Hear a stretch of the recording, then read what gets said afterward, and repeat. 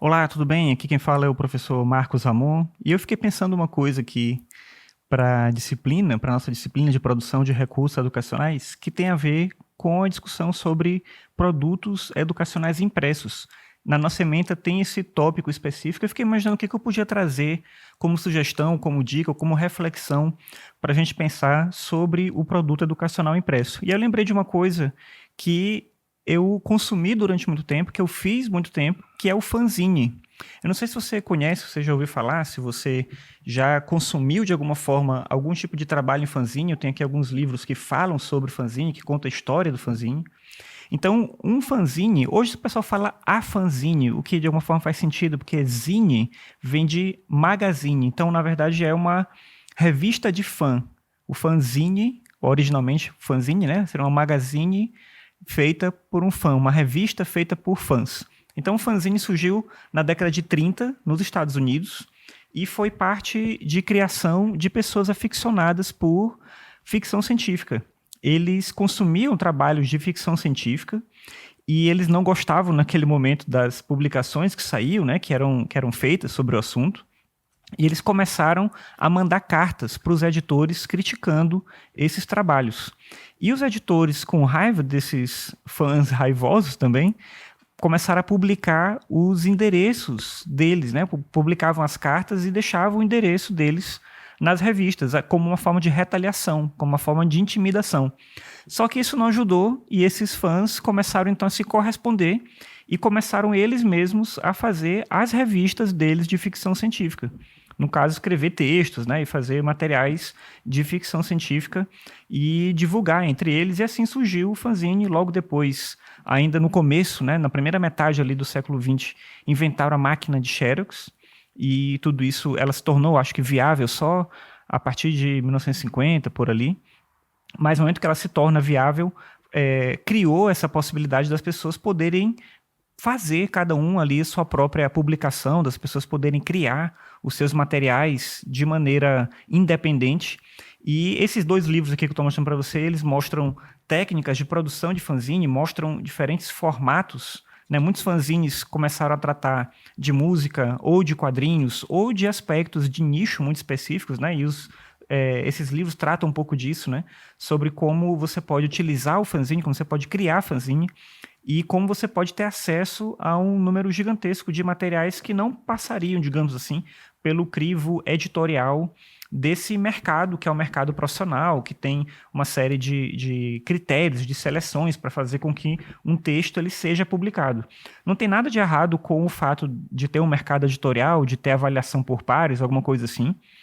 Não é essa ideia que as pessoas que produzem fanzine discutem, mas eles discutem a possibilidade de você ter esse mecanismo de criação de um material único, de um material personalizado sobre um assunto, às vezes, muito de nicho, que ninguém ia querer publicar. E que tem uma característica muito particular também, que é o fato de cada pessoa poder fazer o seu fanzine da sua maneira, usar a estratégia que quiser, usar a técnica que quiser. Alguns são mais profissionais, outros são menos. Durante muito tempo eu falei para você aqui que eu consumi fanzine, que eu trabalhei e produzi fanzine também com fanzine, e eram fanzines de poesia, na sua maioria. Vou mostrar alguns exemplos aqui, bem antigos, assim, que eu vasculhando ali achei algumas coisas, né? Então, alguns fanzines antigos que eu achei, vou mostrar aqui rapidamente só para você dar uma olhada. São de formatos diferentes, de características, né? E propostas bem distintas, produzido por pessoas, né? De locais muito distintos do Brasil. Na época, me correspondia com muita gente, via correio mesmo, né? Então,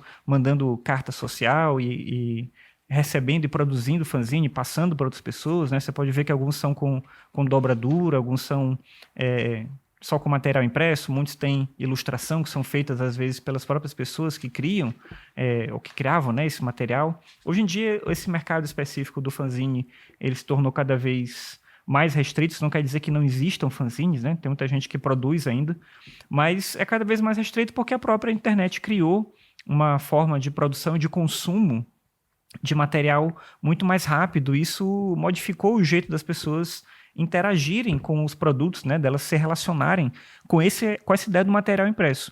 E eu fiquei pensando o fanzine como uma possibilidade para o produto educacional, porque é uma coisa que poderia ser criado dentro de um contexto específico de pesquisa com estudantes ou com servidores do Instituto Federal, pensando sobre situações de nicho e temas de nicho. Isso é muito a cara do fanzine, né? Como eu falei, o fanzine ele tem essa perspectiva de ser algo que não está no mainstream. Então, qual é um tema que você imagina que não seria trabalhado dentro de uma revista, de uma publicação oficial que você encontra numa banca ou de um livro que você vai encontrar numa livraria? Então, se você pesquisar, vai existir um fanzine sobre isso. Pessoas que produzem, que se dedicam a criar conhecimento e divulgar esse conhecimento sem nenhum tipo de filtro específico, e que podem fazer isso justamente porque o formato do fanzine, por ser livre, ele permite que cada pessoa possa criar esse material à sua maneira. E eu fiquei imaginando que seria uma possibilidade interessante para se utilizar dentro da EPT. Não vi nenhum trabalho impresso nesse sentido, né, utilizando especificamente essa ideia, né, do uso do fanzine.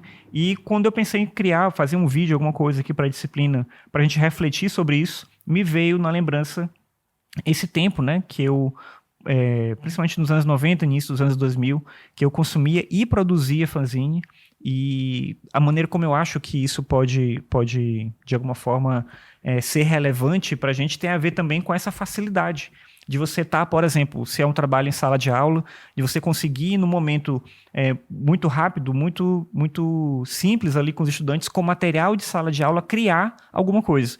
E aí, claro, você fala, mas o fanzine ele pode ser feito com xerox, muitas coisas que eu mostrei aqui tinham ilustrações, a pessoa usa uma produção em série, mas dá para fazer um fanzine personalizado todo, no momento só, utilizando só uma folha de papel e caneta e lápis ali, dá para fazer tudo desse jeito. Eu vou dar uma corrida aqui no vídeo só para mostrar para você como dá para fazer um minizine com uma única folha de papel. Você precisa só de uma folha de papel, um estilete, e você consegue fazer uma dobradura para poder criar um zine. Então, olha só, eu vou mostrar para você como você conseguiria fazer isso.